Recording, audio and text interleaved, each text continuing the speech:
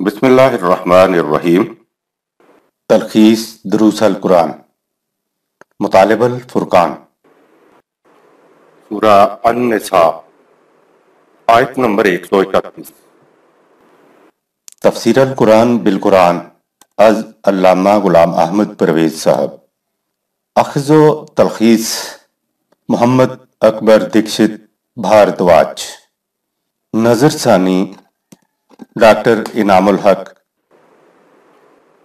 آیت نمبر 131۔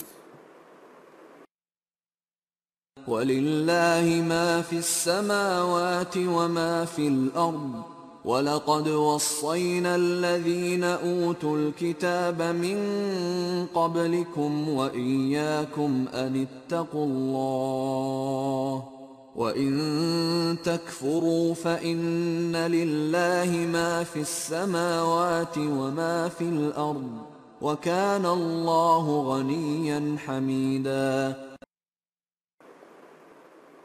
کائنات کی پستیوں اور بلندیوں میں ہر شے خدا کے تجویز کردہ پروگرام کی تکمیل کے لیے اس کے قوانین کے تحت سرگرم عمل ہے۔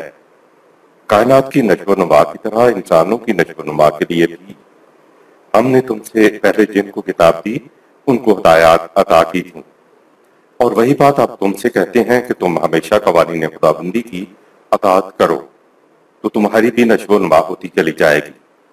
اگر تم نے اس روش سے انکار کیا تو یاد رکھو سلسلہ کائنات بدستور اسی طرح چلتا رہے گا، اور اللہ یعنی اللہ کا قانون بے نیاز ہے، اس کو خارجی سہاروں کی ضرورت نہیں، اور یہی چیز اس کے قانون کے لیے وجہ حمد و ستائش ہے۔ آیت نمبر 132۔ وَلِلَّهِ مَا فِي السَّمَاوَاتِ وَمَا فِي الْأَرْضِ وَكَفَى بِاللَّهِ وَكِيلًا۔ پھر سن لو تمام کائنات قوانین خداوندی کے مطابق بحسن و خوبی سرگرم عمل ہے۔ اے انسانوں ادھر ادھر نہ جاؤ، تمہاری رہنمائی کے لیے بھی صرف اللہ ہی کے قوانین بحسن و خوبی زندگی بسر کرنے اور بھروسے کے لیے کافی ہیں۔ نظام خداوندی کے تحت انسان اگر قوانین خداوندی کی اطاعت کرے تو اس کا عمل بھی کائنات کی اجتماعی سرگرمی کے ساتھ ہم آہنگ ہو جاتا ہے، اور کائنات انسان کی نشو و نما کے لیے سامان زیست کے دروازے کھول دیتی ہے۔ آیت نمبر 133۔ إِن يَشَأْ يُذْهِبْكُمْ أَيُّهَا النَّاسُ وَيَأْتِ بِآخَرِينَ وَكَانَ اللَّهُ عَلَى ذَلِكَ قَدِيرًا۔ اے لوگوں، ہمارے لیے کیا مشکل ہے کہ موجودہ بااختیار انسانوں کو ختم کر کے ان کی جگہ ایسی مخلوق لے آئیں جو شائع کائنات کی طرح بے چون و چرا قوانین خداوندی کی اطاعت کیے جائیں۔ ہم ایسا کرنے پر قادر ہیں۔ قدیرن یہ لفظ فاعل کے وزن پر ہے۔ اس وزن پر بننے والے الفاظ میں کام کا تسلسل پایا جاتا ہے، یعنی خدا ہر وقت قدیر ہے۔ اگر فاعلون کے وزن پر قادرون یہاں ہوتا تو اس میں یہ ہے کہ خدا ایک وقت میں تو قادر ہے، دوسرے وقت میں قادر نہیں ہے۔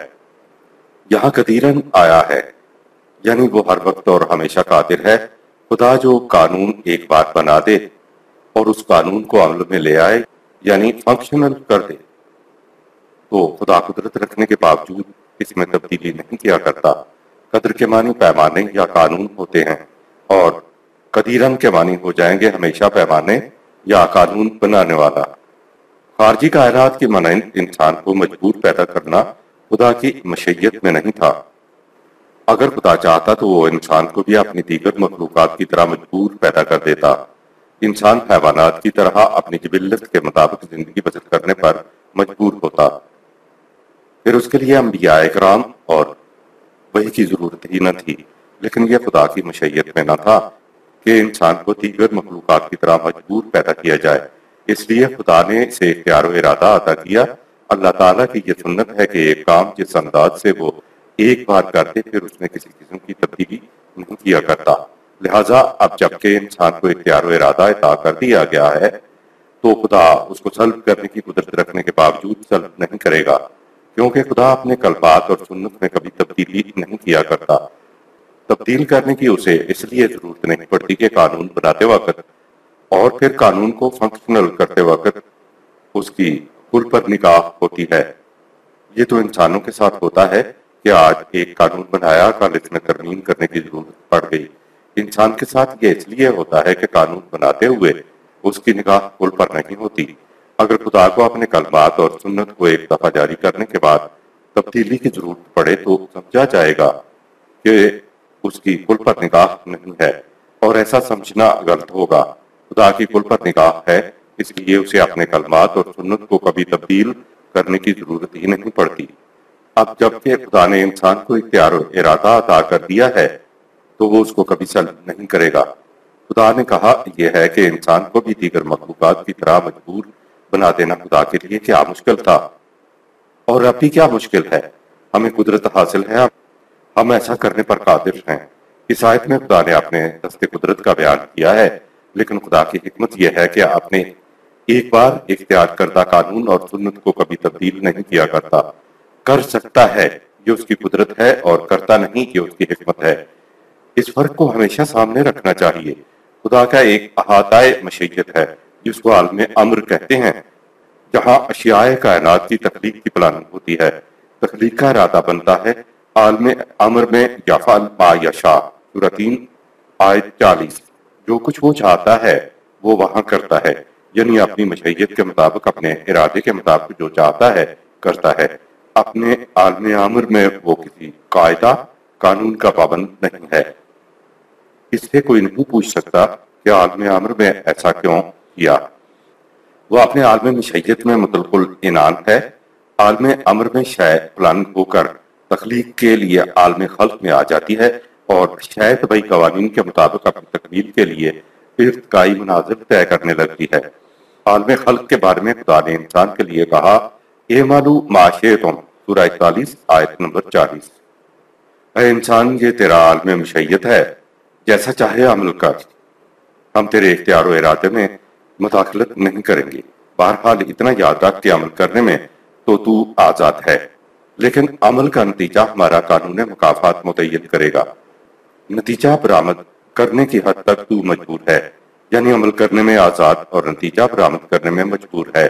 یہ بات یاد رکھے کہ کوئی اپنے ہی بنائے ہوئے قوانین اور اصولوں کی خود پابندی اختیار کرے تو ایسا کرنے والا مجبور نہیں ہو جاتا، بلکہ یہ تو اس کے اپنے اختیار و ارادے کا مظاہرہ ہے کہ قدرت رکھنے کے باوجود ایسا بھی کر سکتا ہے، یعنی اس کی قدرت نے اس کے اختیار و ارادے کو سلب نہیں کر لیا ہے۔ عالم خلق میں خدا نے اپنے ہی بنائے ہوئے قوانین کے مطابق چلنا اپنے اوپر فرض کر لیا ہوا ہے۔ آیت نمبر 134۔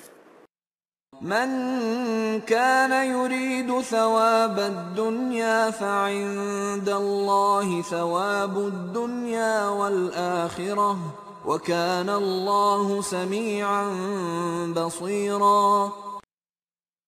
جو صرف دنیاوی مفاد کا طلبگار ہے، ہمارے قوانین کی اطاعت کرنے سے دنیاوی مفاد تو حاصل ہوں گے ہی، اس کے ساتھ اخروی زندگی کی کامیابیاں اور کامرانیاں بھی ملیں گی۔ خدا تمہاری دنیاوی زندگی کی آسائشوں کی درخواستوں کو بھی سنتا ہے، اور تمہاری مستقبل آخرت کی شادابیوں کو بھی نگاہ میں رکھتا ہے۔ آیت نمبر 135۔ أيها الذين آمنوا كونوا قوامين بالقسط شهداء لله ولو على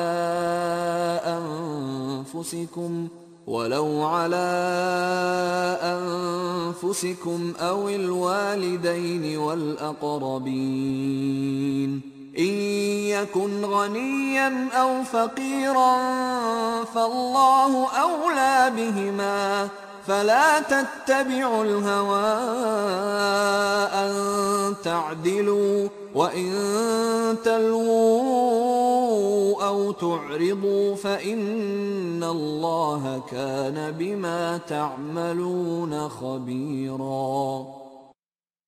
اے جماعت مومنین، عدل اجتماعی کی عمارت شہادت پر قائم ہوتی ہے، اس لیے حق پر قائم رہتے ہوئے تم شہادت کو نہ مدعی کی طرف سے اور نہ مدعا علیہ کی طرف سے دو، بلکہ خدا کی طرف سے گواہ بن کر گواہی دو۔ خواہ یہ شہادت خود تمہارے یا تمہارے والدین یا دیگر رشتہ داروں کے خلاف جائے۔ امیر اور غریب میں بھی امتیاز نہ کرو، خدا دونوں کا خیر خواہ ہے، اس لیے سچی گواہی کا سب سے زیادہ حقدار خدا ہے۔ عدل کی راہ میں تم اپنی خواہش نفس کو بھی حائل نہ ہونے دو کہ حق سے ہٹ جاؤ، کوئی پیچدار بات بھی نہ کرو اور نہ شہادت دینے سے پہلو تہی کرو۔ یاد رکھو اللہ کا قانون مکافات تمہارے اعمال بشمول جذبات و رجحانات سب سے اچھی طرح باخبر ہے۔ انسانی معاشرے کے لیے خدا کا قانون شہادت اور اس کی اہمیت۔ اگر زیر غور آیت پر عمل شروع ہو جائے تو نہ پولیس کی ضرورت رہے، نہ لمبے چوڑے عدالتی نظام کی ضرورت رہے، نہ بے انصافیاں ہوں اور نہ بے گناہ پھانسی چڑھیں، نہ گناہگار روندتے پھریں۔ اس بات سے سب واقف ہیں کہ عدل کے نظام کی بنیاد قانون شہادت پر ہے۔ جو کچھ جج کے سامنے معاملہ پیش کیا جاتا ہے اس کا فیصلہ ان شہادتوں کی بنیاد پر کیا جاتا ہے جو اس کے سامنے پیش کی جائیں گی، کیونکہ اس کے علاوہ اس کے پاس معاملہ کی نوعیت کو جاننے کا کوئی اور ذریعہ نہیں ہوتا۔ فیصلے کی بنیاد شہادت پر ہے، اس لیے مخالف وکیل سب سے پہلے شہادتوں کو بگاڑنا شروع کرتا ہے۔ وکیل مدعی اور مطالع دونوں کے ہوتے ہیں، کیونکہ تنازع کا فیصلہ شہادتوں پر ہوتا ہے، اس لیے قرآن کہتا ہے شہداء عدل اللہ، سورہ 4 آیت 135۔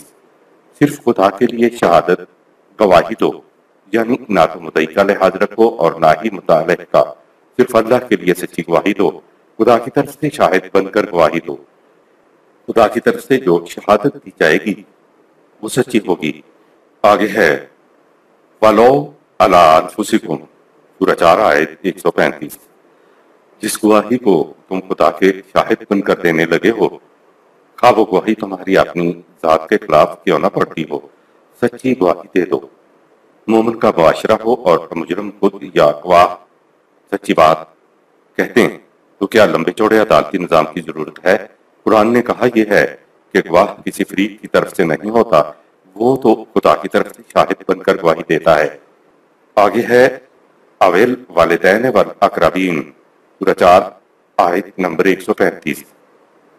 خدا کے شاہد بن کر گواہی دینے سے تمہاری گواہی چاہے تمہارے اپنے والدین، عزیز رشتہ داروں ہی کے خلاف کیوں نہ پڑتی ہو، تم سچی گواہی دے دو۔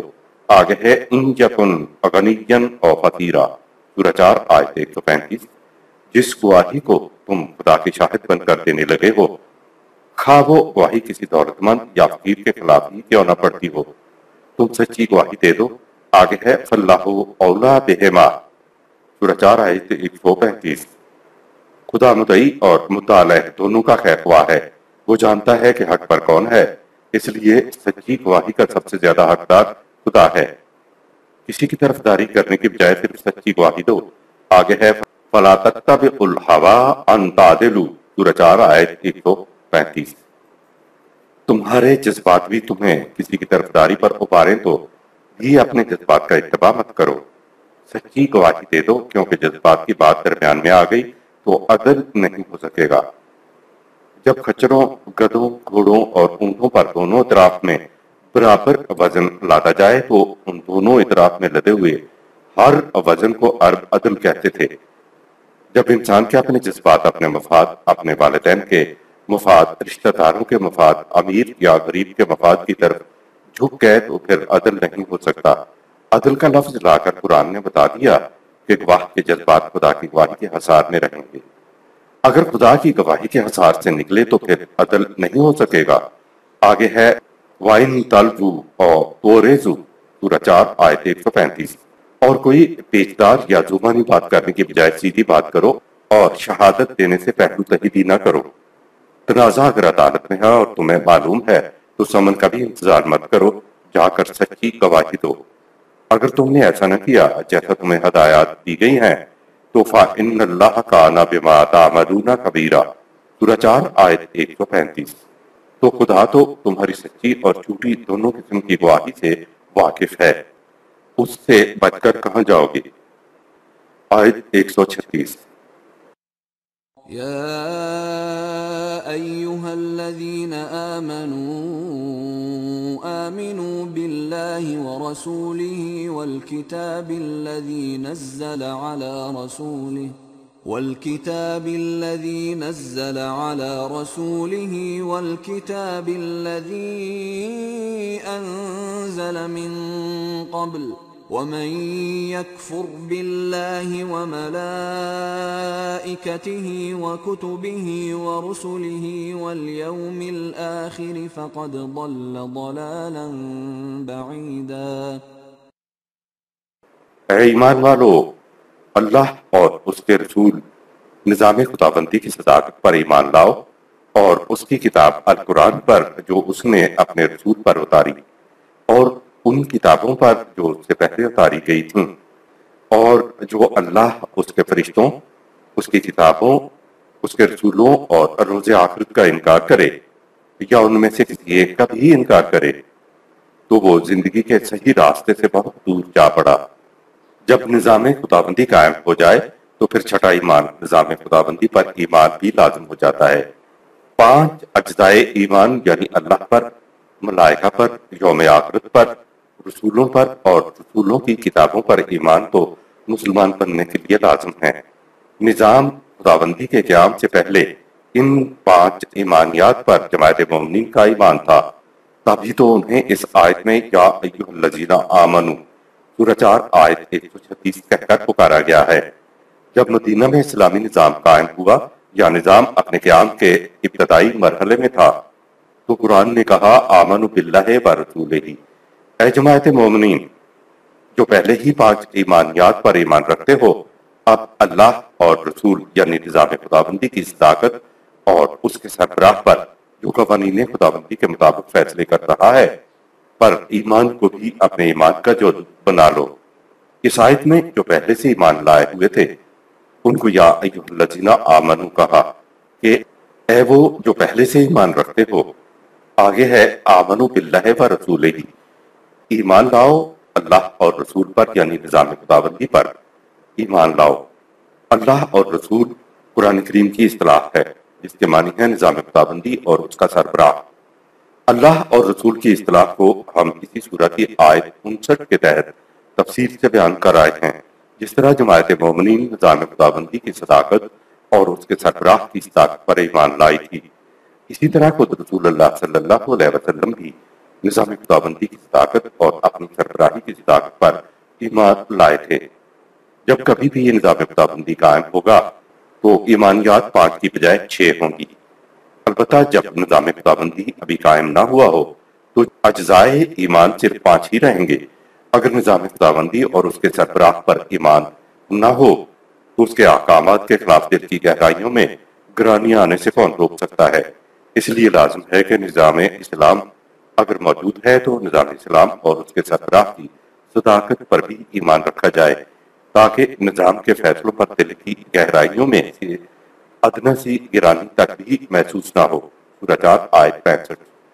اس چھٹے ایمان کے بغیر نظام خداوندی قائم ہی نہیں ہو سکتا۔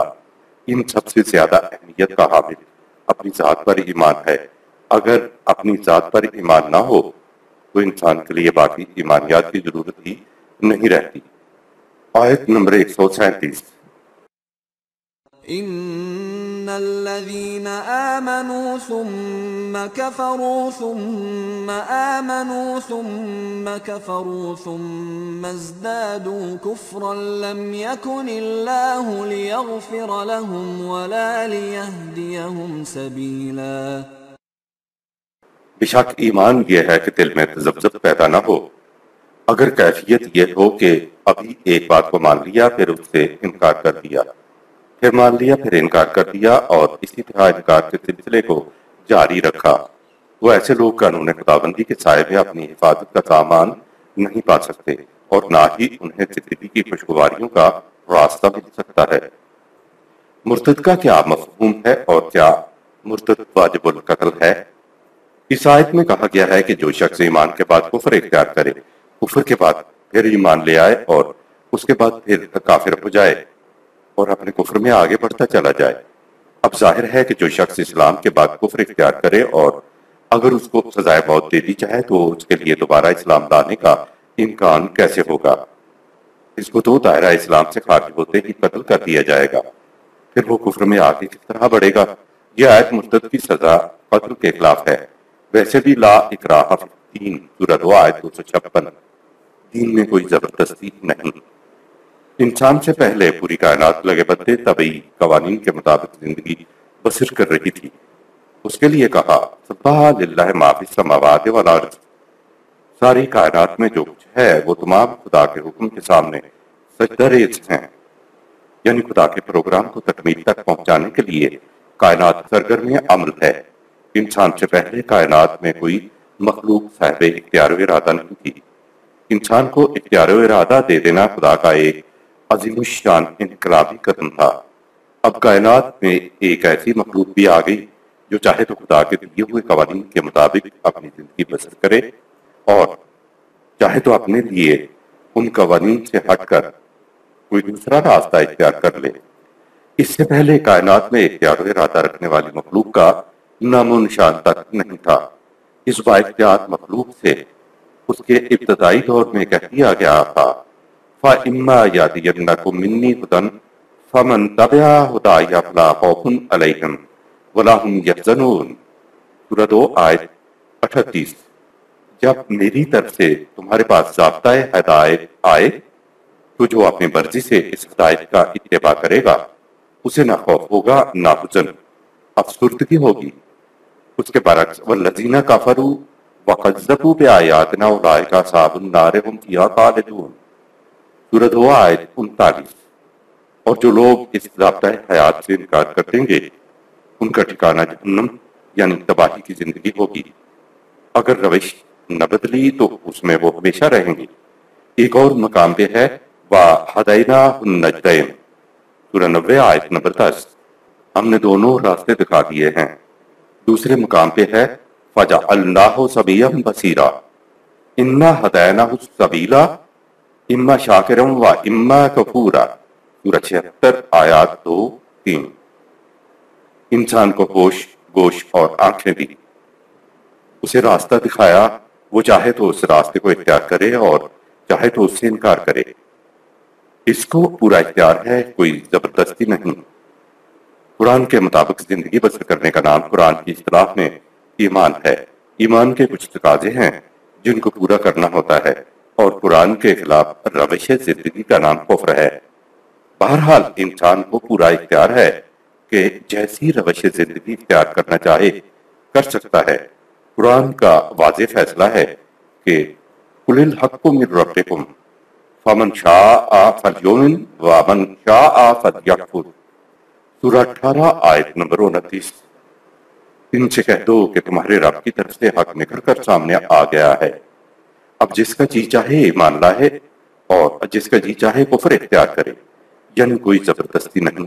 ایک اور مقام دیکھیے فَمَنِ اهْتَدَىٰ فَلِنَفْسِهِ وَمَنْ ضَلَّ فَإِنَّمَا يَضِلُّ عَلَيْهَا وَمَا أَنْتَ عَلَيْهِمْ بِوَكِيلٍ سورہ 39 آیت نمبر 41۔ جو راہ ہدایت پر چلے گا تو اس کا فائدہ اسی کو پہنچے گا، اور جو گمراہی کا راستہ اختیار کرے گا تو گمراہی کا وبال اسی پر پڑے گا۔ اور اے رسول، تم کو ان لوگوں پر داروغہ بنا کر نہیں بھیجا گیا، تم ان کے ساتھ زبردستی کرو۔ اگر سب کو زبردستی ایمان پر لانا ہوتا تو وَلَوْ شَاءَ رَبُّكَ لَآمَنَ مَنْ فِي الْأَرْضِ كُلُّهُمْ جَمِيعًا أَفَأَنْتَ تَكْرِهُ النَّاسَ حَتَّى يَكُونُوا مُؤْمِنِينَ سورہ 10 آیت 99۔ اگر تیرا رب چاہتا کہ روئے زمین پر تمام انسان ایمان لے آتے تو خدا ان کو دیگر مخلوقات کی طرح مجبور پیدا کر دیتا۔ جب مجبور پیدا نہیں کیا ہے تو کیا تم لوگوں کو مجبور کرو گے کہ وہ مومن بن جائیں؟ کفر اور ایمان کے بارے میں قطعاً زبردستی نہیں کی جا سکتی۔ انسان کا اختیار و ارادہ خدا کو کتنا عزیز ہے، دیکھیے قَدْ جَاءَكُمْ بَصَائِرُ مِن رَبِّكُمْ فَمَنْ أَبْصَرَ فَلِنَفْسِهِ وَمَنْ عَمِیَ فَعَلَیْهَا وَمَا أَنَا عَلَیْکُمْ بِحَفِیظ سورہ 6 آیت نمبر 104۔ کہہ دو تمہاری طرف تمہارے رب کی طرف سے روشن دلیلیں آ چکی ہیں، تو جو کوئی اس روشنی میں اپنی آنکھوں سے کام لیتا ہے تو اس کا فائدہ اسی کو پہنچے گا، اور جو آنکھیں بند کر کے چلے گا تو اس کا نقصان اسی کو ہوگا۔ میں رسول تم پر اس بات کے لیے نگہبان مقرر نہیں کیا گیا کہ تمہیں زبردستی ایک خاص راہ پر چلاتا رہوں۔ نبی اکرم صلی اللہ علیہ وسلم بہت شدت سے چاہتے تھے کہ لوگ ایمان لے آئیں، تو کہا لعلك باخع نفسك ألا يكونوا مؤمنين إن نشأ ننزل عليهم من السماء آية فظلت أعناقهم لها خاضعين۔ سورہ 26 آیت نمبر 3-4۔ تو شاید اپنے آپ کو ہلاک ہی کر لے گا کہ یہ لوگ ایمان کیوں نہیں لاتے۔ اگر ہم چاہتے تو ہم آسمان سے ایک نشانی معجزہ نازل کر دیتے تو اس نشانی کے سامنے ان سب کی گردنیں جھک جاتی۔ معجزہ کو سمجھنے سے عقل عاجز آ جاتی ہے، اس سے عقل معاف کنفیوز ہو جاتی ہے۔ عقل کو معاف کر کے بات کو منوانا خدا کو منظور نہیں، کیونکہ یہ بھی ذہنی اکراہ یا زبردستی ہے، دھاندلی ہے۔ خدا عقل کو معاف کر کے ایمان لانے کی طرف رغب نہیں کرتا۔ اس لیے ہم سمجھتے ہیں کہ سابقہ انبیاء کو بھی کوئی معجزہ نہیں دیا گیا ہوگا۔ نہ تو خدا خود انسانوں پر طبعی یا ذہنی زبردستی کرتا ہے، اور نہ ہی انسانوں کو انسانوں پر طبعی یا ذہنی زبردستی کرنے کی تعلیم دیتا ہے۔ رسول اللہ صلی اللہ علیہ وسلم کا اور مومنین کا فریضہ بھی یہ ہے کہ دین کی باتوں کو دلائل و برہان کی روح سے دوسروں کے سامنے پیش کریں۔ قرآن اس بات کی بھی وضاحت کرتا ہے کہ نظریہ کی تبدیلی کے لیے قوت کا استعمال کرنا جائز نہیں ہے۔ فرعون کے دربار میں مذہبی پیشواؤں جادوگروں نے حضرت موسیٰ علیہ السلام کی تعلیم قبول کر لی تو فرعون نے کہا آمنتم بہ قبل ان آذن لکم، سورہ 7 آیت 123۔ کیا تم میری اجازت کے بغیر ہی اس پر ایمان لے آئے ہو؟ یعنی میں نے تو تمہیں موسیٰ علیہ السلام پر ایمان لانے کی اجازت نہیں دی تھی۔ فَلْسَوْفَ تَعْلَمُونَ، سورہ 26 آیت 49۔ تمہیں ابھی معلوم ہو جائے گا کہ اس کا نتیجہ کیا نکلتا ہے۔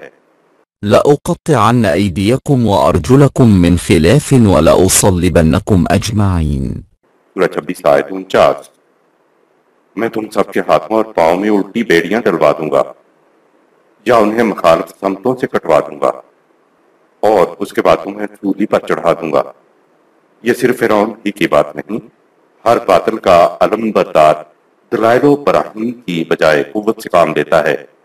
حضرت شعیب علیہ السلام سے اس کی قوم نے کہا وَقَالَ الَّذِينَ كَفَرُوا لِرُسُلِهِمْ لَا نُخْرِجَنَّكُمْ مِنْ أَرْضِنَا أَوْ لَا تَعُودُنَّ فِي مِلَّتِنَا، سورہ 14 آیت نمبر 13۔ کافروں نے اپنے رسولوں سے یہی کہا کہ یا ہم تمہیں اپنے ملک سے نکال دیں گے یا تمہیں ہمارے مذہب میں واپس آنا ہوگا، یعنی اگر اس ملک میں رہنا ہے تو ہمارے مذہب میں پھر سے واپس آنا ہوگا۔ نظریہ کی تبدیلی پر طاقت استعمال کرنے کے بارے میں قرآن گواہی دے رہا ہے کہ یہ طریقہ کفار کا ہے۔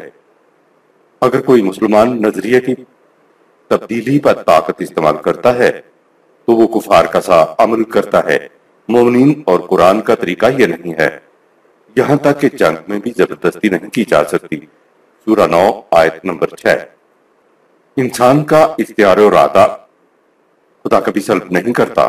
اگر کوئی نظریہ، قرآن کا کوئی ترجمہ یا حدیث یا کوئی عقیدہ انسان کے اختیار و ارادے کو سلب کرتا ہے تو سمجھ لو کہ وہ قرآن کی تعلیم کے خلاف ہے۔ قرآن نے کہہ دیا کہ لا اکراہ فی الدین قد تبین الرشد من الغی، سورہ 2 آیت 256۔ دین کے معاملے میں کسی قسم کی زور و زبردستی جائز نہیں۔ ہدایت اور گمراہی وحی کے ذریعے ایک دوسرے سے الگ کر دی گئی ہیں، یعنی جو راستہ جو چاہے وہ اختیار کر لے۔ قرآن کی اس قدر واضح تعلیم کے باوجود مذہبی علماؤں کا اس روایت پر عمل ہے من بدل دینہ فقتلوہ، روایت یعنی جو شخص اپنا دین تبدیل کرے اسے قتل کر دو۔ دین بدلنے پر ہاتھ پاؤں مخالف سمت سے کاٹ دینا اور سولی پر چڑھا کر موت دینا تو فرعون کا عمل ہے۔ سورہ 7 آیت 123 اور سورہ 26 آیت 49۔ اسی طرح نظریے کی تبدیلی پر بستی سے نکال دینا جب تک واپس پرانے مذہب پر نہ آئے تو یہ بھی کفار کا عمل ہے۔ سورہ 14 آیت نمبر 13۔ قرآن مسلمانوں کو لا اکراہ فی الدین قد تبین الرشد من الغی، سورہ 2 آیت نمبر 256 کی تعلیم دیتا ہے۔ فرعون اور کفار کے عمل سے مسلمانوں کو بچ کر رہنا چاہیے۔ اوپر آپ دیکھ چکے کہ قرآن دین کے معاملہ میں کسی بھی قسم کے جبر و اکراه کو گوارا نہیں کرتا، تو بھلا قرآن نظریہ کی تبدیلی پر قتل کا حکم کہاں دے گا؟ علماء حضرات روایت کی روح سے مرتد کی سزا قتل اخذ کرتے ہیں، جو صحیح نہیں ہے۔ نبی اکرم صلی اللہ علیہ وسلم نے بہت سے کفار گروہوں سے معاہدے کیے ہوئے تھے جس کی کفار پاسداری نہیں کرتے تھے۔ سورہ توبہ میں بات چلی آ رہی ہے کہ مشرکین کے کسی عہد کی ذمہ داری اللہ اور رسول یعنی نظام خداوندی پر کس طرح باقی رہ سکتی ہے؟ ہاں، ان کے عہد کی پابندی کی ذمہ داری تم پر عائد ہوتی ہے جن سے تم نے مسجد حرام کے پاس عہد کیا ہے، لہذا جب تک وہ مسجد حرام کے پاس والے تمہارے لیے اپنے عہد پر قائم رہیں، تم بھی ان کے لیے معاہدے پر قائم رہو۔ بے شک اللہ عہد کو توڑنے سے بچنے والوں کو پسند کرتا ہے۔ سورہ 9 آیت نمبر 7۔ آگے ہے مشرکین سے عہد کی پابندی کس طرح باقی رہ سکتی ہے، جبکہ ان کا حال یہ ہے کہ اگر وہ تمہیں کہیں دبا ہوا بھیگ پائیں تو نہ تمہارے بارے میں کسی قرابت کا باز رکھیں اور نہ عہد کا۔ وہ تمہیں صرف باتوں سے مطمئن کرنا چاہتے ہیں، پر ان کے دل عہد سے انکار کر رہے ہیں، اور ان مشرکین کی اکثریت بدعہد ہے۔ سورہ 9 آیت نمبر 8۔ آگے ہے ان مشرکین نے اللہ کی آیات کے عوض ایک نہایت حقیر قیمت کو ترجیح دی ہے، اور اس طرح حقیر قیمت کے عوض وہ اللہ کی راہ سے رک گئے ہیں۔ بے شک بہت ہی برا ہے جو کچھ یہ کر رہے ہیں۔ سورہ 9 آیت نمبر 9۔ دنیا و آخرت کے مقابلے میں جو صرف دنیاوی مفاد کو ترجیح دے گا، وہ مفاد چاہے کتنا ہی بڑا کیوں نہ ہو، وہ آخرت کے اجر کے مقابلے میں حقیر ہی ہوگا۔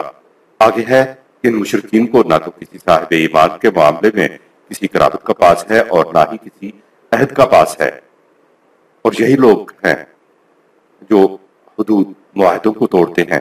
سورہ 9 آیت نمبر 10۔ مومنین اور کفار کی آپس میں رشتہ داریاں تھیں، اس لیے کہا کہ یہ صاحب ایمان کے معاملے میں کسی قرابت کا کسی قربت کا پاس نہیں رکھتے۔ سورہ 9 آیت 10۔ اور کہا کہ نہ ہی یہ مشرکین اپنے عہد کا پاس رکھتے ہیں۔ سورہ 9 آیت 10۔ خدا نے بڑے زور کے ساتھ کہا کہ اور یہی لوگ ہیں جو حدود معاہدوں کو توڑتے ہیں۔ سورہ 9 آیت نمبر 10۔ معاشرتی تعلقات کی بنیاد رشتہ و قرابت کے لحاظ پر ہوتی ہے، اور سیاسی روابط کی بنیاد معاہدات کے احترام پر ہوتی ہے۔ جب یہ مشرکین نہ تو رشتہ و قرابت کا لحاظ کرتے ہیں اور نہ معاہدات کا احترام کرتے ہیں، تو مسلمان ان سے رشتہ و قرابت کے تعلقات اور معاہدات کا احترام کیوں رکھیں؟ مشرکین سے متعلق یہ بات چلی آ رہی تھی۔ آگے کہا فإن تابوا وأقاموا الصلاة وآتوا الزكاة فإخوانكم في الدين ونفصل الآيات لقوم يعلمون وإن نكثوا أيمانهم من بعد عهدهم وطعنوا في دينكم فقاتلوا أئمة الكفر إنهم لا أيمان لهم لعلهم ينتهون۔ سورہ 9 آیات 11-12۔ پس اب ان مشرکین کو مزید مہلت نہیں اگر یہ مشرکین مکہ اپنی مخالفتوں سے باز آ جائیں، الصلاۃ کا اہتمام کریں اور زکوٰۃ کے نظام کو تسلیم کریں، تو ایسی صورت میں یہ تمہارے دینی بھائی ہیں، اور ہم آیات کی تفصیل ان لوگوں کے لیے بتاتے ہیں جو جاننا چاہیں۔ سورہ 9 آیت 11۔ اگلی آیت ہے کہ اگر یہ وفاداری کا عہد کر چکنے کے بعد اپنے قول و اقرار کو توڑ دیں اور تمہارے دین پر نشتر زنی کریں، تو تم کفر کے ان مکہ سرخیلوں سے لڑو۔ ان کے کسی قول و اقرار کا کوئی وزن نہیں تاکہ یہ اپنی حرکتوں سے باز آ جائیں۔ سورہ 9 آیت 12۔ اس سے آگے آیت ہے بھلا تم ایسے لوگوں سے نہ لڑو گے جنہوں نے اپنے قول و اقرار توڑ دیے اور رسول کو نکالنے کی جسارت کی، اور یہ وہی ہیں جنہوں نے تم سے جنگ چھیڑنے میں پہل کی۔ کیا تم ان سے ڈرو گے؟ اصل حقدار تو اللہ یعنی اللہ کے قوانین ہیں کہ تم ان کی خلاف ورزی سے ڈرو اگر واقعی تم مومن ہو۔ سورہ 9 آیت نمبر 13۔ آگے ہے تم ان سے لڑو تو اللہ تمہارے ہاتھوں ان کو سزا دے گا، ان کو رسوا کرے گا، تم کو ان پر غلبہ دے گا۔ سورہ 9 آیت نمبر 14۔ جس آیت سے علماء کرام مرتد کی سزا قرآن سے بتاتے ہیں، ان آیات سے پہلے کی بھی آیات ہم نے دے دی ہیں اور بعد کی آیات بھی دے دی ہیں تاکہ سیاق و سباق سے اچھی طرح معلوم ہو جائے ان آیات سے تو یہ مترشح ہوتا ہے کہ نمبر 1 قرآن نے فقاتلوا سورہ 9 آیت 12 کہا ہے، جس کے معنی قتل کرنا نہیں ہے بلکہ جنگ کرنا ہوتا ہے، جس میں انسان قتل بھی کرتا ہے اور خود قتل بھی ہوتا ہے۔ اگر قرآن قتل کرنا کہتا تو فقاتلوا کی بجائے فقتلوا کہتا۔ نمبر 2 جن سے جنگ کرنے کے لیے کہا ہے وہ ائمۃ الکفر سورہ 9 آیت نمبر 12 ہیں، یعنی کفر کے سرخیل ہیں، اور کفر کے سرخیل عرب میں قریش کے سوا کوئی دوسرے نہیں ہو سکتے۔ مذہب کے معاملہ میں سارا عرب ان کے تابع تھا۔ عام طور پر اسلام کے خلاف طعن و طنز اور استخفاف و استہزاء یعنی مذاق اڑانے کے تیر و نشتر قریشی کی طرف سے ایجاد ہوتے تھے۔ نمبر 3 جن سے جنگ کرنے کی بات کی گئی ہے ان کے مومنین کے ساتھ رشتوں اور قرابت کے تعلقات تھے۔ نمبر 4 جن سے جنگ کرنے کی بات کی ہے وہ معاہدات کو توڑ دیتے تھے، گویا قابل اعتماد نہ رہے تھے۔ نمبر 5 کہا کہ انہم لا ایمان لہم سورہ 9 آیت 12 کیونکہ ان کی قسموں کا معاہدوں کا کوئی اعتبار نہیں۔ نمبر 6 قرآن نے لفظ ایمان نہیں کہا ہے بلکہ لفظ ایمان سورہ 9 آیت 12 کہا ہے، اور ایمان کے معنی قسم یا معاہدہ کے ہوتے ہیں۔ اگر یہ مرتد ہونے کا جرم ہوتا تو یہ آتا کہ ان کا ایمان نہیں رہا۔ نمبر 7 کہا گیا ہے کہ لعلہم ینتہون سورہ 9 آیت 11-12 تاکہ وہ اس طرح عہد شکنی سے باز آ جائیں اور اپنے معاہدے کے مطابق پرامن رہنے لگیں، تاکہ وہ باز آ جائیں۔ سے معلوم ہوا کہ اگر مرتد ہوتے ہی قتل کر دیا جائے تو پھر سوال ہے کہ وہ باز کیسے آئے گا، وہ تو دنیا میں نہیں رہا۔ ان تشریحات سے معلوم ہوا کہ جن سے جنگ کرنے کی بات ہے وہ مکہ کے قریش تھے جو جماعت مومنین کو مکہ سے نکال چکے تھے، کئی بار جنگ میں پہل کر چکے تھے، معاہدات توڑ چکے تھے۔ ان آیات سے قطعاً ثابت نہیں ہوتا کہ مرتد کی سزا قتل ہے۔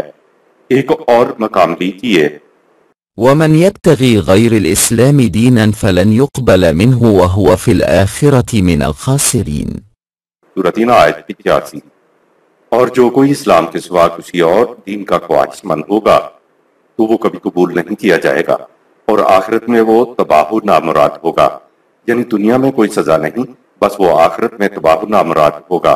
دوسرا مقام دیکھیے، كيف يهدي الله قوما كفروا بعد إيمانهم وشهدوا أن الرسول حق وجاءهم البينات والله لا يهدي القوم الظالمين أولئك جزاؤهم أن عليهم لعنة الله والملائكة والناس أجمعين خالدين فيها لا يخفف عنهم العذاب ولا هم ينظرون إلا الذين تابوا من بعد ذلك وأصلحوا فإن الله غفور رحيم سورہ 3 آیات 86 تا 89 یہ کیسے ہو سکتا ہے کہ اللہ اس قوم کو ہدایت دے دے جس نے ایمان کے بعد کفر کی راہ اختیار کر لی، حالانکہ اس نے گواہی دی تھی کہ اللہ کا رسول برحق ہے اور اس کے سامنے روشن دلیلیں بھی آ چکی تھیں۔ اللہ صحیح مقام سے ہٹ جانے والوں ظالمین پر ہدایت کی راہیں نہیں کھولا کرتا۔ سورہ 3 آیت 86 ان لوگوں کے اس عمل کا نتیجہ یہ ہے کہ ان پر اللہ کے فرشتوں کی اور انسانوں سب کی لعنت برس رہی ہے۔ سورہ 3 آیت 87 اگر روش نہ بدلی تو ہمیشہ اسی حالت میں رہیں گے، ان کا عذاب کبھی کم نہ ہوگا اور نہ یہ کبھی مہلت پائیں گے۔ سورہ 3 آیت 88 لیکن جن لوگوں نے اس حالت کے بعد توبہ کر لی اور اپنے آپ کو سنوار لیا تو بے شک اللہ بخشنے والا رحمت والا ہے۔ سورہ 3 آیت 99 جو ایمان کے بعد اسلام چھوڑ دے ان کے بارے میں قرآن میں کہیں نہیں ملا کہ ان کی سزا موت ہے۔ ان کے بارے میں صرف یہ ہے کہ راہ حق پر چلنے سے جو ثمرات و برکات ملتی ہیں وہ ان سے محروم رہ جائیں گے۔ کہ اسلام پر قائم رہتو تو انہیں کامیابیاں اور کامرانیاں ملتی، یہ ان کا اختیار تھا کہ اسلام لانے کے بعد کفر کی طرف پلٹ جائیں، لیکن یہ بھی اس کا اختیار ہے کہ جی چاہے تو پھر سے اسلام کے دائرہ میں آ کر مسلمان ہو جائیں۔ غور کیجئے اگر مرتد کی سزا قتل ہوتی تو ان لوگوں کے پھر سے اسلام میں آنے کا سوال ہی پیدا نہیں ہوتا تھا، کیونکہ سزا کے طور پر وہ تو قتل ہو چکے ہوتے۔ اگلی آیت کو دیکھیے تو بات سمجھ میں آ جائے گی۔ کہا ان الذین کافروا بعد ایمانہم ثم ازدادوا کفرا لن تقبل توبتہم واولئک ھم الضالون سورہ 3 آیت نمبر 90۔ جن لوگوں نے ایمان کے بعد کفر اختیار کر لیا اور اپنے کفر میں بڑھتے ہی چلے گئے تو ایسے لوگوں کی توبہ قبول نہیں ہوگی۔ یہی لوگ ہیں جو راہ راست سے بھٹک گئے ہیں، یعنی ان کے لیے کوئی سزا نہیں۔ اس سے اگلی آیت ہے، بے شک جن لوگوں نے کفر کی راہ اختیار کی اور مرتے دم تک کفر پر جمے رہے تو اگر ان میں سے کوئی شخص پورا کرۂ ارض برابر سونا بھی فدیے میں دے دے تب بھی قبول نہ کیا جائے گا۔ یہ وہ لوگ ہیں جن کے لیے دردناک عذاب ہے اور ان کا کوئی مددگار نہیں ہوگا۔ سورہ 3 آیت 91۔ غور کریں، قرآن کہتا ہے کہ جن لوگوں نے اسلام لانے کے بعد پھر کفر کی راہ اختیار کر لی، مرتد ہو گئے اور پھر اسی حالت کفر میں مر گئے تو ان کے لیے دردناک عذاب ہوگا۔ اس آیت میں ان کے طبعی موت مر جانے کا صاف طور پر ذکر موجود ہے۔ اگر مرتد کی سزا قتل ہوتی تو اس کے کفر میں بڑھتے چلے جانے کا ذکر نہ ہوتا، کیونکہ جب قتل کر دیا جاتا تو وہ کفر میں آگے کیسے بڑھتے؟ کفر میں اضافہ تو اسی صورت میں ہو سکتا ہے جب مرتد جیتا رہے، نیز یہ بھی نہ لکھا ہوا ہوتا کہ وہ حالت کفر میں مر جائیں۔ ایک اور مقام دیکھیے، إن الذين آمنوا ثم كفروا ثم آمنوا ثم كفروا ثم ازدادوا كفرا لم يكن الله ليغفر لهم ولا ليهديهم سبيلا۔ سورہ 4 آیت 137۔ جو لوگ ایمان لائے اس کے بعد پھر کافر ہو گئے، پھر ایمان لائے پھر کافر ہو گئے اور پھر اپنے کفر میں بڑھتے چلے گئے تو یہ وہ لوگ ہیں کہ اللہ انہیں بخشنے والا نہیں، اور ایسی روش رکھنے والوں کے ساتھ ہرگز ایسا نہیں ہوگا کہ وہ ہدایت کی راہ پا سکیں۔ اس آیت میں ایک مرتبہ مرتد ہونے کا ذکر نہیں ہے، دوبارہ مرتد ہونے کا ذکر ہے، اور اس کے بعد وہ ایمان نہیں لائے اور حالت کفر میں بڑھتے چلے گئے۔ آپ نے غور کیا کہ اسلام اور کفر کے دروازے خدا کسی پر بند نہیں کرتا، یہ اللہ کا فیصلہ ہے۔ اسلام میں آنے اور جانے کے دونوں راستے کھلے ہیں، لیکن علماء کرام نے باہر جانے کا راستہ فقہ اور احادیث کی روشنی میں بند کر دیا ہے۔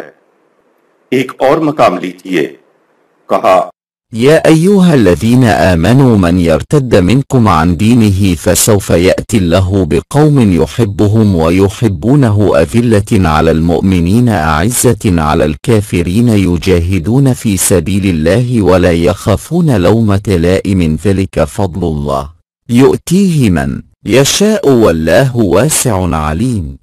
سورہ 5 آیت نمبر 54۔ اے مسلمانوں، تم میں سے جو کوئی مرتد ہو جائے تو ایسے لوگوں کی جگہ خدا ایک ایسی قوم پیدا کر دے گا جنہیں خدا کا قانون دوست رکھے گا، اور وہ خدا کے قانون کو دوست رکھنے والے ہوں گے۔ مومنوں کے مقابلے میں نہایت نرم اور جھکے ہوئے، لیکن دشمنوں کے مقابلے میں نہایت سخت، اللہ کی راہ میں جہاد کرنے والے اور کسی ملامت کرنے والے کی ملامت سے نہ ڈرنے والے۔ یہ اللہ کا فضل ہے جسے وہ چاہے عطا کر دے۔ اللہ اپنے فضل میں بڑی وسعت والا، علم والا ہے۔ یعنی جو مرتد ہو جائے اس کو جانے دو، ہم ان کی جگہ ایسے لوگ لے آئیں گے جو صحیح مومنانہ صفات کے پیکر ہوں گے۔ یہاں بھی مرتد کی سزا قتل نہیں بتائی گئی۔ رسول اللہ صلی اللہ علیہ وسلم سے کہا، وَمَن تَوَلَّا فَمَا أَرْسَلْنَاكَ عَلَيْهِمْ حَفِيظًا، سورہ 4 آیت نمبر 80۔ جو کوئی اطاعت سے پھر جائے تو اے رسول، ہم نے تمہیں ان پر پاسبان بنا کر نہیں بھیجا کہ زبردستی لوگوں کو مومن بناؤ۔ ایک اور مقام دیکھیے، من كفر بالله من بعد إيمانه إلا من أكره وقلبه مطمئن بالإيمان ولكن من شرح بالكفر صدرا فعليهم غضب من الله ولهم عذاب عظيم۔ سورہ نمبر 16 آیت 106۔ جو شخص ایمان لانے کے بعد اللہ سے کفر کرتا ہے وہ نہیں جسے مجبور کیا جائے اور اس کا دل ایمان پر مطمئن ہو، بلکہ وہ جس کا سینہ کفر کے لیے کھل جائے، تو ایسے لوگوں پر اللہ کا غضب ہے اور ان کے لیے بہت بڑا عذاب ہے۔ قتل نہ کرنے کی وجہ یوں بیان کی، ذلك بأنهم استحبوا الحياة الدنيا على الآخرة وأن الله لا يهدي القوم الكافرين۔ سورہ 16 آیت نمبر 107۔ یہ اس لیے کہ انہوں نے دنیا کی زندگی کو آخرت پر ترجیح دی اور اللہ کافروں کو منزل مقصود تک نہیں پہنچایا کرتا۔ یہ تھی وجہ کہ اس نے اسلام چھوڑ کر کفر کی راہ اختیار کی۔ انہوں نے مستقبل کی کامرانیوں کی بجائے پیش پا افتادہ مفاد، امیجیٹ گین کے حصول کو ترجیح دی، اور یہ اس لیے کیا کہ ان میں دور اندیشی اور عاقبت اندیشی کا مادہ نہیں رہا۔ قرآن کریم بار بار کہتا ہے کہ دین کے معاملہ میں کسی پر کوئی جبر نہیں کیا جا سکتا۔ اس لیے کفر اختیار کرنا کوئی جرم نہیں ہے۔ روایات میں پایا جانے والا رسول اللہ صلی اللہ علیہ وسلم کے زمانے کا کوئی واقعہ جس میں مرتد کو قتل کیا گیا ہو یا خلفائے راشدین کے فیصلوں کی نظیریں اور فقہاء کی متفقہ رائیں کیونکہ ایک انسان کے اختیار و ارادے کو سلب کرتے ہیں، اس لیے یہ قرآن کریم کی بنیادی تعلیم لا اکراہ فی الدین سورہ 2 آیت 256 کے خلاف ہے۔ ہم سمجھتے ہیں کہ راویوں کی کو غلطی لگی ہے۔ ہمارا ایمان ہے کہ رسول اللہ صلی اللہ علیہ وسلم اور آپ کے خلفائے راشدین اور ائمہ کرام قرآن کی بنیادی تعلیم کے خلاف کوئی کام کوئی فیصلہ نہیں کر سکتے تھے، اس لیے ہم یہی سمجھیں گے کہ ان کی طرف منسوب کردہ نظیریں اور روایات غلط طور پر منسوب کر دی گئی ہیں۔ اوپر درج آیات سے آپ کو معلوم ہو گیا ہوگا کہ مرتد کی کوئی سزا نہیں ہے۔ ہر شخص کو اجازت ہے کہ وہ مسلمان رہے یا اسلام چھوڑ کر کفر اختیار کر لے۔ قرآن کی تعلیم کے مطابق جب یہ جرم ہی نہیں تو پھر سزا کیسی؟ جب کوئی مرتد ہو جائے تو اس کو زبردستی اسلامی نظام میں رکھنے کا مطلب منافقین کی تعداد بڑھانا ہے۔ لہٰذا نمبر 1، قرآن نہ تو مرتد ہونے کو جرم قرار دیتا ہے اور نہ اس کی کوئی سزا تجویز کرتا ہے۔ جس کا جی چاہے اسلام چھوڑ کر کفر اختیار کر لے، یہ قرآن کا فیصلہ ہے، اور قرآن نے کہا ہے وَمَن لَّمْ يَحْكُم بِمَا أَنزَلَ اللَّهُ فَأُولَٰئِكَ هُمُ الْكَافِرُونَ سورہ 5 آیت نمبر 44۔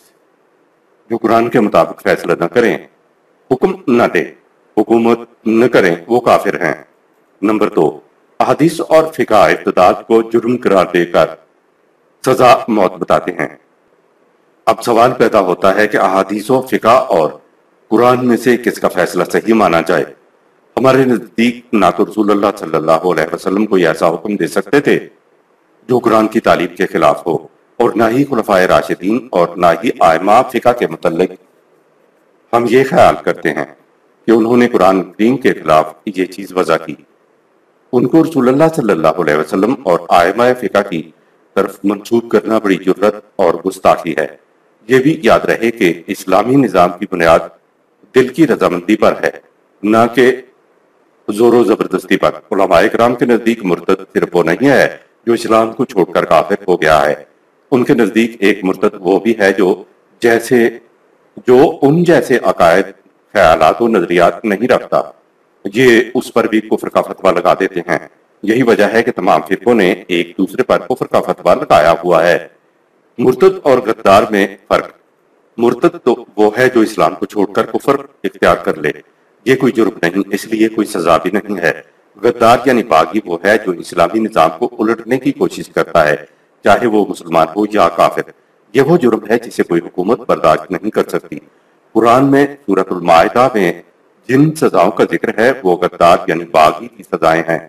تاریخ میں مرتد کی جو سزا قتل ملتی ہے تو اس کی صورت یہ ہو سکتی ہے کہ کوئی مرتد ہوا اور ساتھ ہی خلاف نظام سرگرمیوں میں بھی مصروف ہو گیا، تو ایسے شخص کو مرتد ہونے کی سزا نہیں دی گئی بلکہ اس کو جرم بغاوت کی سزا دی گئی۔ آیت نمبر 138۔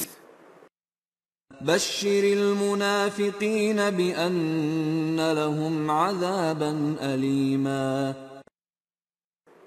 ایمان کا یہ مطلب نہیں ہے کہ ظاہری طور پر ایمان لا کر جماعت مومنین کے ساتھ ملے رہو اور در پردہ مخالفین سے ملتے رہو۔ تو ایسے منافقین کو پیشگی بتا دو کہ ان کی اس روش کا نتیجہ المنگیز تباہی کے سوا کچھ نہیں ہے۔ آیت نمبر 139۔ الذين يتخذون الكافرين أولياء من دون المؤمنين أيبتغون عندهم العزة فإن العزة لله جميعا۔ جو منافقین جماعت مومنین کی بجائے کفار مخالفین کے ساتھ گہرا یارانہ گانٹتے ہیں، تو کیا یہ ان کے پاس قوت اقتدار اور غلبہ حاصل کرنے کے لیے جاتے ہیں؟ کہہ دو حقیقی قوت، غلبہ اور اقتدار تو صرف قوانین خداوندی کی اطاعت سے مل سکتا ہے، اس کے سوا اور کہیں سے نہیں مل سکتا۔ اولیاء کا لفظ آیا ہے جس میں سرپرستی کا مفہوم بھی آ جاتا ہے۔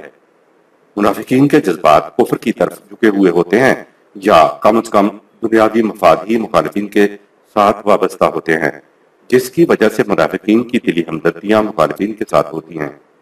العزت کے معنی ہے قوت، اقتدار اور غلبہ۔ آیت نمبر 140۔ وَقَدْ نَزَّلَ عَلَيْكُمْ فِي الْكِتَابِ أَنْ إِذَا سَمِعْتُمْ آيَاتِ اللَّهِ يُكْفَرُ بِهَا وَيُسْتَهْزَأُ بِهَا فَلَا تَقْعُدُوا مَعَهُمْ حَتَّى يَخُوضُوا فِي حَدِيثٍ غَيْرِهِ إِنَّكُمْ إِذًا مِثْلُهُمْ إِنَّ اللَّهَ جَامِعُ الْمُنَافِقِينَ وَالْكَافِرِينَ فِي جَهَنَّمَ جَمِيعًا۔ خدا اپنے قوانین میں یہ حکم دے چکا ہے کہ جب تم دیکھو کہ قانون خداوندی کا انکار ہو رہا ہے اور ان کا مذاق اڑایا جا رہا ہے تو تم ایسی مجلس میں نہ بیٹھو اور ان مجلسوں سے اس وقت تک کنارہ کش رہو جب تک وہ کسی اور بات میں نہ لگ جائیں۔ اگر تم ان کی اس قسم کی محفل میں موجود رہے تو تم بھی ان جیسے ہی ہو جاؤ گے، حالانکہ تم ان جیسے نہیں ہو۔ بے شک اللہ کا قانون منافقوں اور کافروں کو جہنم میں جمع کرے گا۔ یہ ٹھیک ہے کہ مخلوط آبادیوں کے اندر ایک دوسرے کے ساتھ ملنا جلنا بھی ہوتا ہے۔ کہا بس یہ گیا ہے کہ اگر کسی مجلس میں قوانین خداوندی کا انکار ہو رہا ہو، ان کا مذاق اڑایا جا رہا ہو، تو پہلے تو اصل حقیقت ان کے سامنے رکھی جائے۔ اس کے باوجود بھی وہ باز نہیں آتے تو وہاں سے اٹھ کر چلے جانا چاہیے۔ جب وہ مذاق نہ اڑا رہے ہوں تو ان سے ملا جلا جا سکتا ہے، لیکن دل کی گہرائیوں سے وابستگی جماعت مومنین ہی کے ساتھ رہے گی۔ آیت نمبر 141۔ الذين يتربصون بكم فإن كان لكم فتح من الله قالوا ألم نكن معكم وإن كان للكافرين نصيب قالوا ألم نستحوذ عليكم ونمنعكم من المؤمنين فالله يحكم بينكم يوم القيامة وَلَن يَجْعَلَ اللَّهُ لِلْكَافِرِينَ عَلَى الْمُؤْمِنِينَ سَبِيلًا۔ یہ منافقین تو تمہارے متعلق ہمیشہ مشکلات و مصائب کے انتظار میں رہتے ہیں۔ اگر بفضل خدا تمہیں فتح ہو تو یہ جھٹ سے کہہ دیں گے کہ ہم تمہارے ساتھ تھے، اس لیے فتح ہوئی، اور اگر فریق مخالف کے حصے میں کامیابی آ جائے تو ان سے جا کر کہیں گے کہ یہ سب کچھ ہماری وجہ سے ہوا، کیونکہ ہم نے تمہیں ترغیب دلا کر مسلمانوں پر حملہ کے لیے آمادہ کیا تھا۔ ہم نے تمہاری جرت بڑھائی اور ہم ہی نے تمہاری جماعت مومنین سے حفاظت کی، تو عنقریب ظہور نتائج دنیاوی انقلاب کا دن آنے والا ہے جب مخالف اور موافق جماعتیں نکل کر ایک دوسرے کے خلاف کھڑی ہو جائیں گی، اور اللہ نے کافروں کے لیے مسلمانوں پر غالب آنے کی کوئی راہ نہیں رکھی۔ جب مومنین پر کفار غالب نہیں آ سکتے تو آج کے مسلمانوں کو کس کیٹیگری میں رکھا جائے گا؟ وَلَن يَجْعَلَ اللَّهُ لِلْكَافِرِينَ عَلَى الْمُؤْمِنِينَ سَبِيلًا، سورہ 4 آیت 141۔ یہ ہو نہیں سکتا کہ دنیا میں غیر مسلم مومنوں پر غالب آ جائیں، یعنی خدا نے کوئی ایسا راستہ ہی نہیں رکھا کہ کفار مومنین پر غالب آ جائیں۔ لیکن آج تو تمام مسلمان مملکتیں غیر مسلموں کی حکومتوں کے سہارے قائم ہیں، یعنی مسلمان کفار کے سامنے مغلوب ہیں۔ یہ اس لیے ہے کہ مسلمانوں کا یا ایھا الذین آمنوا آمنوا باللہ ورسولہ سورہ 4 آیت 136 والا ایمان ہی نہیں ہے۔ یہ ایمان پیدا ہوتا ہے جب مسلمانوں نے نظام خداوندی قائم کر لیا ہو، اور وہ اللہ اور رسول یعنی نظام خداوندی اور اس کے سربراہ پر بھی ایمان رکھتے ہوں۔ تو ایسی حالت میں کفار مومنین پر غلبہ حاصل نہیں کر سکتے۔ آج نہ تو اسلامی نظام ہے اور نہ ہی نظام کا زندہ سربراہ ہے، تو مسلمانوں کی یہ حالت تو ہونی ہی ہے۔ اللہ اور رسول پر ایمان چھٹا ایمان ہے، جسے ہم آیت 136 کے تحت بیان کر آئے ہیں۔ اپنی موجودہ حالت پر مسلمان خود ہی غور کر لے۔ یہ بات نہیں ہے کہ قیامت میں جا کر پتہ چلے گا، قرآن تو اسی دنیا کی بات کر رہا ہے۔ یہ فکرہ یا ایھا الذین آمنوا آمنوا باللہ ورسولہ سورہ 4 آیت 136 مسلمانوں سے تقاضا کر رہا ہے کہ اپنے معاشرے میں نظام خداوندی قائم کر لو اور پھر نظام اور اس کے سربراہ پر ایمان لاؤ۔ آیت نمبر 142۔ إن المنافقين يخادعون الله وهو خادعهم وإذا قاموا إلى الصلاة قاموا